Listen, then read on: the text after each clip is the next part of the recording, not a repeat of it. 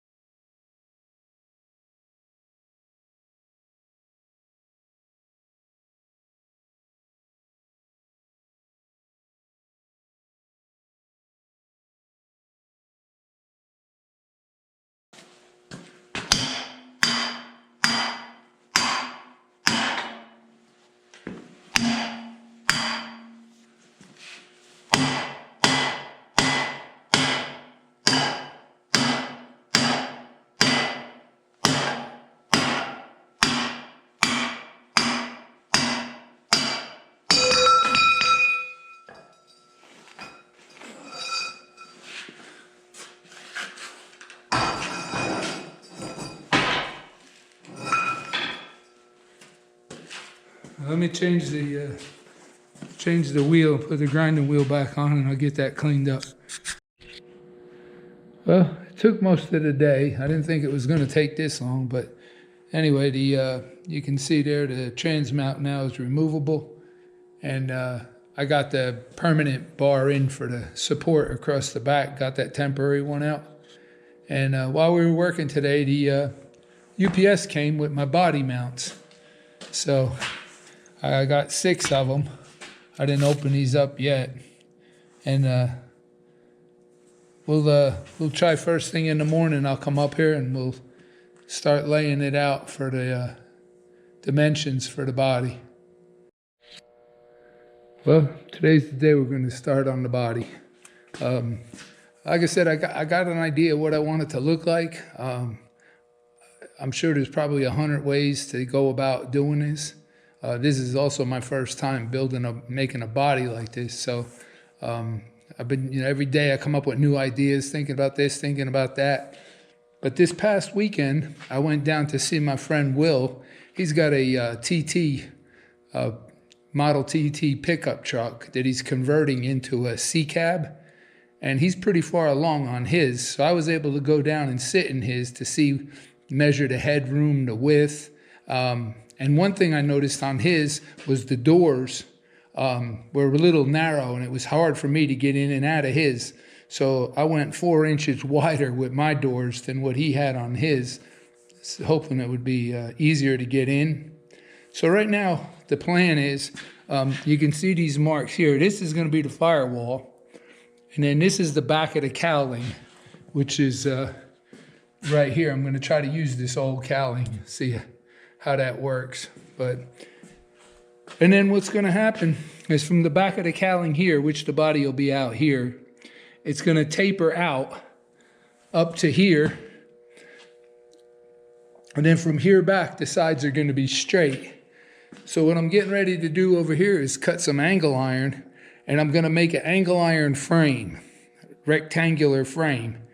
Then I can set the frame over here, and we'll see about making the mounts to the body to hold that frame. And then everything on the body is going to get welded to that frame.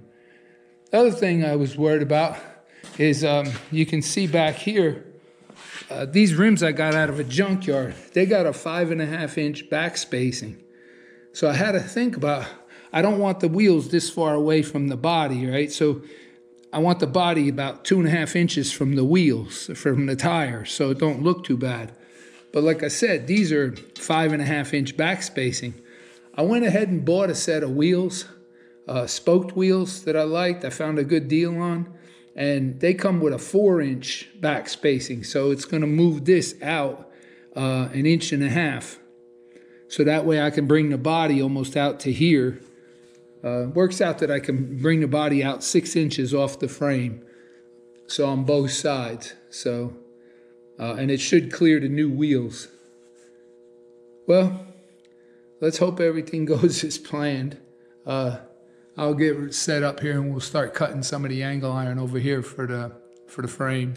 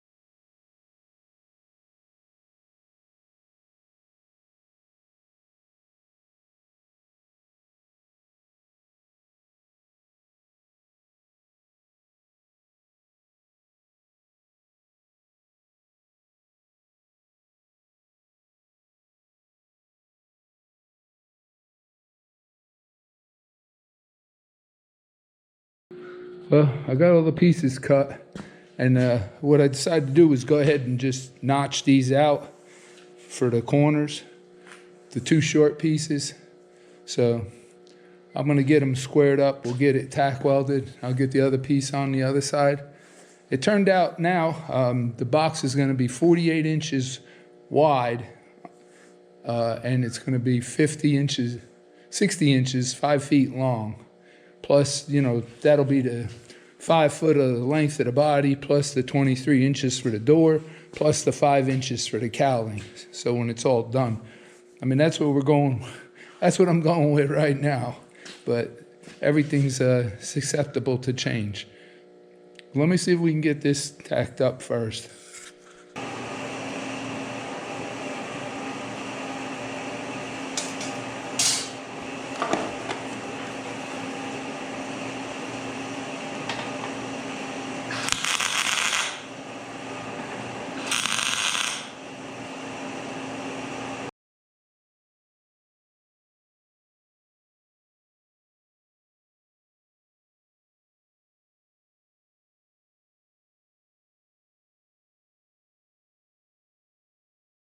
All right, we got it clamped. I just want to check it one more time. Make sure. Just check it corner to corner. 7/8. Check this one.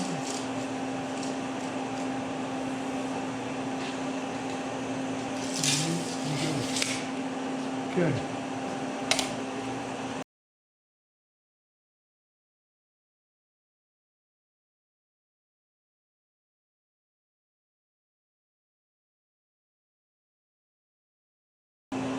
I'm going to grind out the joints a little bit and get some better penetration, and I'll get the top welded.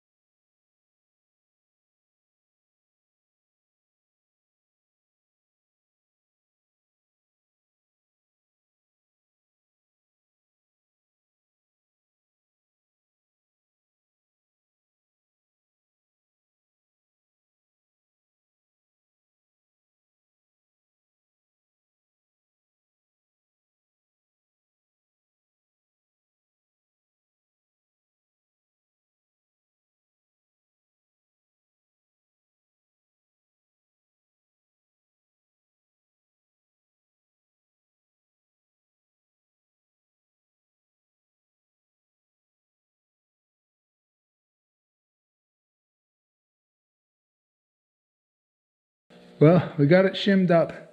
Got some jack stands holding it for now, but it's right where I want it, squared up with the car.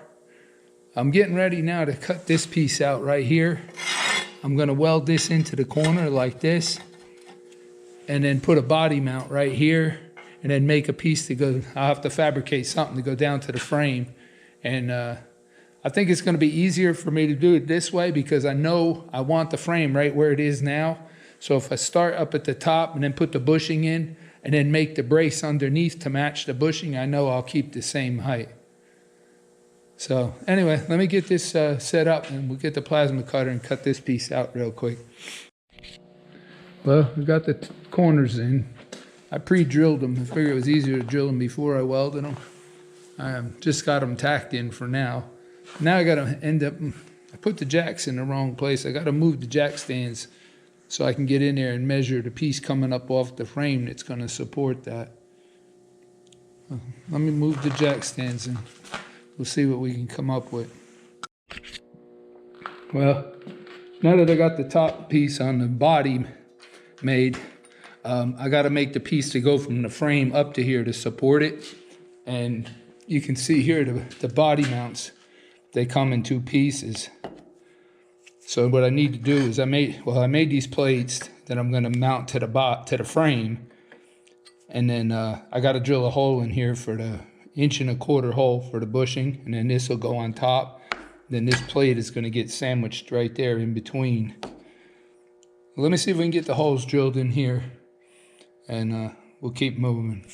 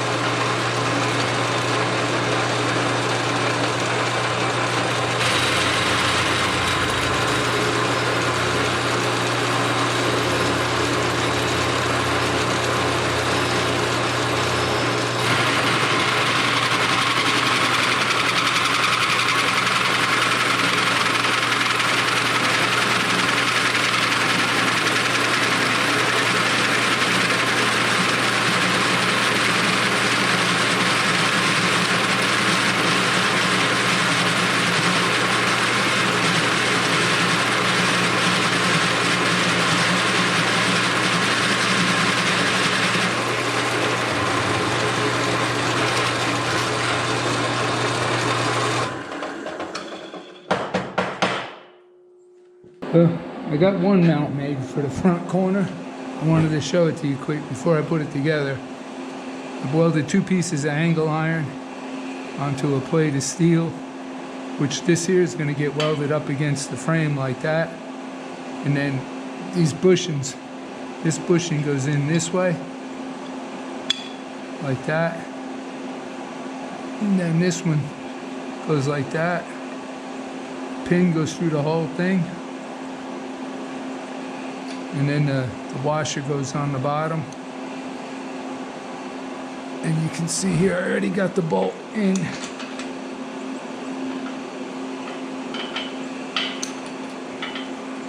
And nut is on the bottom.